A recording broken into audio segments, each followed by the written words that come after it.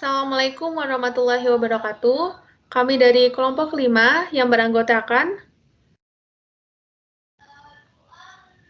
pertama yaitu Akbar Maulana Yusuf, yang kedua Jonathan Indra Seli Divano, ketiga Yanwar Sabihi, dan yang terakhir Tafani Amalia Rizky. Di sini proyek kami berjudul Smart Home. Smart Home merupakan inovasi di dunia teknologi. Dengan Smart Home, kita dapat mengontrol lampu dan kipas angin secara jarak jauh menggunakan aplikasi atau website. Selain itu, kami juga menggunakan konsep cadangan. Apabila smartphone yang digunakan kehabisan baterai atau pakai data untuk buka website, kita menggunakan sensor cahaya untuk menyalakan lampu dan juga sensor gerakan untuk menyalakan kipas. Next. Kenapa kita harus menggunakan smart home? Yang pertama yaitu kenyamanan.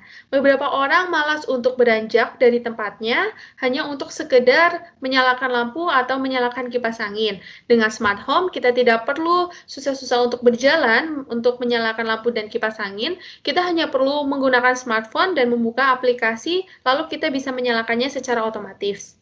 Yang kedua yaitu hemat. Kenapa hemat? Karena kita bisa menyalakan kipas angin dan juga lampu hanya menggunakan satu aplikasi. Dengan menggunakan satu aplikasi, tentunya kita tidak perlu memboros lagi ruang penyimpanan dalam smartphone kita. Next. Selanjutnya, ini adalah komponen-komponen yang kami gunakan pada proyek yang kami buat. Yang pertama, mulai dari sebelah kiri, ada SP32. SP32 ini merupakan sebuah microcontroller. Ini kami gunakan sebagai proses. Jadi SP32 ini merupakan microcontroller, tetapi dia sudah built-in Wi-Fi di dalamnya. Jadi sudah ada modul Wi-Fi-nya, sehingga untuk dapat terhubung ke internet ini bisa langsung.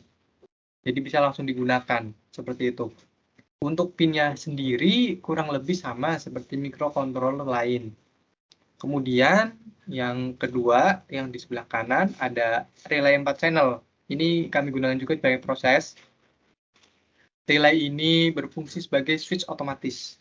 Jadi saat aplikasi ditekan, lampu menyala. Maka microcontroller akan mengirimkan sinyal ke relay untuk menyalakan lampu. Nah, kenapa di sini kita menggunakan relay 4 channel, sementara yang digunakan hanya 2 saja? Dikarenakan alat atau rangkaian ini masih dapat dikembangkan. Jadi bagi yang ingin menggunakan output lain atau output berbeda, nah ini itu bisa menambahkan melalui 2 slot yang kosong tadi. Nah, karena sudah dipakai 2, yang 2 masih kosong, jadi masih bisa dikembangkan atau ditambah output lain. Seperti itu. Kemudian yang ketiga, ada input, ada sensor inframerah. Di sini kami gunakan sebagai input yang pertama. Nah, input yang pertama, nah sensor ini itu berfungsi untuk mendeteksi objek yang ada di depannya. Apabila sensor mendeteksi objek, maka akan langsung mengirimkan sinyal kepada pin yang dituju. Sensor ini memiliki potensial tersendiri, di mana digunakan untuk mengatur sejauh mana sensor akan mendeteksi objek sesuai keinginan kita. Jadi, sensor ini bisa kita atur sesuai kebutuhan kita. Seperti itu. Kemudian yang keempat, ada fotoresistor atau LDR. LDR itu kebedakan dari Light Dependent Resistor. Nah, ini kami gunakan sebagai input yang kedua. Oke, sebenarnya komponen ini atau LDR bukan sensor cahaya, namun hanya sekedar penahan tegangan atau resistensi yang berbasis penerangan. Oke, jadi apabila keadaan sekitar sedang terang, maka resistensi atau arus yang dihambat hanya sedikit. Namun apabila keadaan sedang gelap gulita tanpa adanya cahaya yang masuk, maka LDR akan otomatis menaikkan resistensinya. Kemudian yang kelima ada dinamo DC motor. Nah, ini kami gunakan sebagai output yang pertama. Nah, dinamo ini kami gunakan sebagai perumpamaan sebuah kipas dalam sebuah ruangan. Simpelnya, dinamo ini akan berputar apabila diberikan tegangan plus dan minus. Namun, dikarenakan kita di sini menggunakan relay,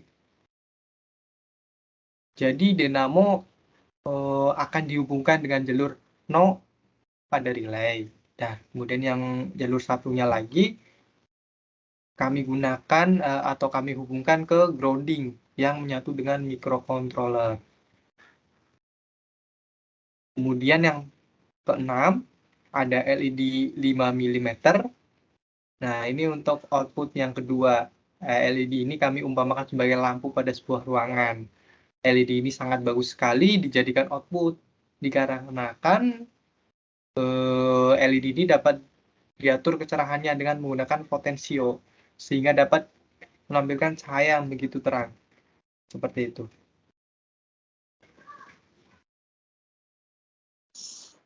Selanjutnya, yang ketujuh ada kabel jumper. Di mana fungsi kabel jumper ini yaitu untuk mengalirkan arus tegangan ke tempat yang dituju. Nah, kabel jumper ini memiliki 3 jenis tipe sesuai dengan bentuk ujungnya. Jadi yang pertama ada male to male, yang kedua ada male to female, dan ketiga ada female to female. Itu untuk kabel jumper. Komponen selanjutnya yaitu ada push button sebagai input. Nah, push button ini adalah tombol yang memiliki 4 pin, di mana 2 pinnya itu saling berhubungan. Nah, 2 pin yang saling berhubungan itu gunanya untuk menyambungkan input ke grounding dan juga untuk mengirimkan sinyal ke microcontroller. Dan yang kesembilan itu ada resistor. Resistor ini sangat penting dalam pembuatan sebuah rangkaian karena fungsi resistor ini adalah untuk sebagai penahan atau penahan tegangan yang diberikan oleh pusat. Nah, resistor ini memiliki resistensi atau penahan yang beragam mulai dari 10 ohm hingga 1 miliar ohm lebih tergantung kebutuhan. Nah, resistor ini bertujuan agar arus yang diterima itu tidak berlebihan masuk ke dalam komponen utama. Karena apabila tidak menggunakan resistor dan komponen utama mengalami overload, maka yang akan ditimbulkan adalah konslet. Terus yang terakhir adalah aplikasi Blink, di mana untuk pada smart home ini kita menggunakan Internet of Things, dan aplikasi Blink itu adalah aplikasi yang memiliki tampilan web, namun keduanya itu saling terhubung antara web dengan yang versi aplikasinya. Namun tentu saja Blink ini memiliki library dan codingan tersendiri sehingga harus menyesuaikan agar terhubung dengan microcontroller. Nah, selanjutnya kita akan melihat skematik rangkaian dari smart home. Nah, ini adalah rangkaian dari smart home. Kira-kira jalur listriknya seperti ini, dan seperti yang bisa kita lihat pusatnya itu adalah microcontroller. Nah, kenapa di skema ini kita menggunakan Arduino, sedangkan pada rangkaiannya itu kita menggunakan ESP32?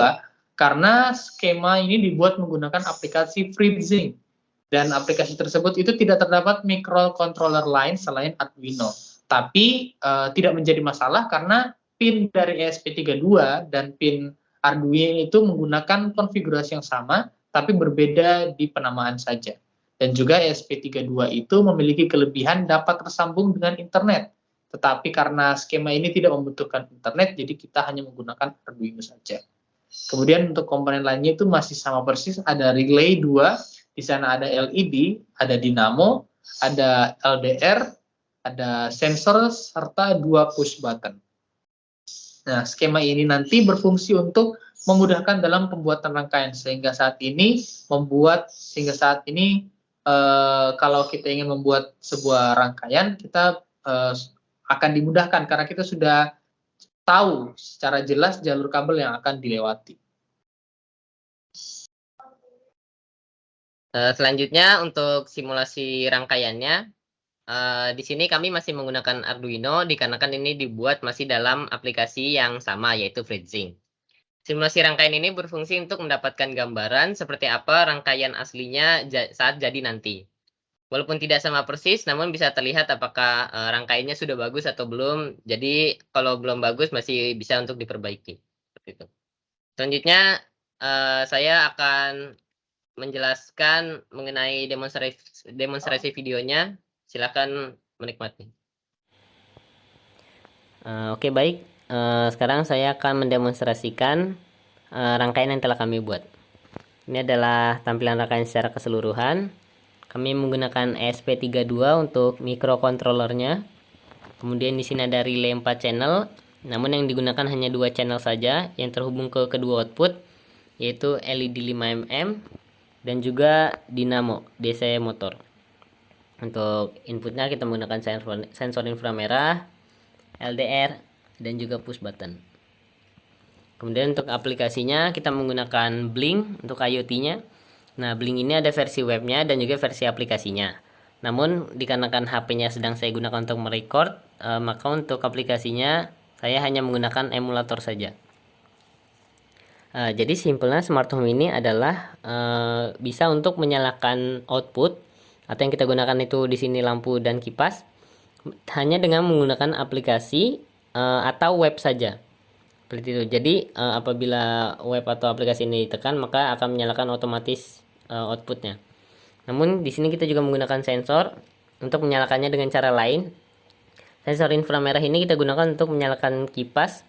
Apabila ada objek yang didekatkan selama 3 detik, maka kipasnya akan menyala sendiri. Kemudian untuk LDR ini untuk mendeteksi cahaya. Apabila keadaan sedang gelap, maka LDR ini akan menyalakan lampu. Kemudian untuk push buttonnya ini berfungsi sebagai tombol untuk menyalakan kipas dan lampu secara langsung. Langsung saja untuk demonstrasinya. Di sini saya akan menyalakan lampu, maka akan langsung terhubung dengan aplikasinya. Kemudian relay akan menyala dan lampu juga menyala. Apabila dimatikan, maka relay dan lampu akan mati. Apabila diklik pada aplikasi, maka aplikasi ini akan mengirim sinyal menuju ESP32 ini. Kemudian ESP32 akan menyalakan pin yang terhubung ke relay, dan relay akan menyalakan output yang ditekan gitu. Jadi kalau tadi nyalain lampu, berarti dia akan menyalakan relay yang terhubung dengan lampu. Seperti itu.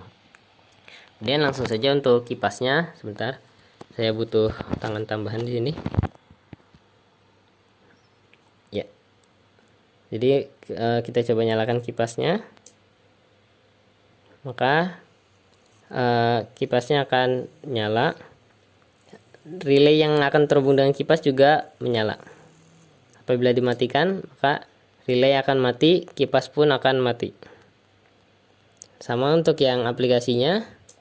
Apabila menyalakan versi aplikasinya, maka relay akan menyala dan juga kipas menyala. Apabila dimatikan, relay dan kipas akan mati. Kemudian ini untuk sensor inframerahnya. Apabila mode standby seperti ini, lampunya akan menyala satu saja. Namun apabila dia mendeteksi objek, maka lampu sebelahnya akan nyala. Lalu apabila kita diamkan selama 3 detik, maka akan menyalakan kipas. Ini agak ngebug karena ini kabelnya sebenarnya belum disolder, jadi suka putus sendiri. Namun apabila kita menaruh objek lagi, maka dia akan mendeteksi, kemudian akan mematikan kipas. Kemudian nyalain lagi selama 3 detik. Kemudian untuk mematikan, cukup menaruh objek lagi kembali. Seperti itu. Kemudian untuk sensor LDR-nya di sini, ini dalam keadaan terang lampu mati. Apabila kita tutup di sini sensornya, maka lampu akan nyala. Apabila terang, lampu akan mati kembali, dan begitu seterusnya. Kemudian untuk buttonnya, ini untuk menyalakan lampu sekali. Kemudian tekan sekali lagi untuk mematikan lampu. Begitu. Untuk yang kipas juga sama. Ini tombol sebelahnya adalah kipas. Seperti itu. Nyala. Mati. Ya, segitu saja demonstrasi rangkaian kami. Saya kembalikan ke moderator.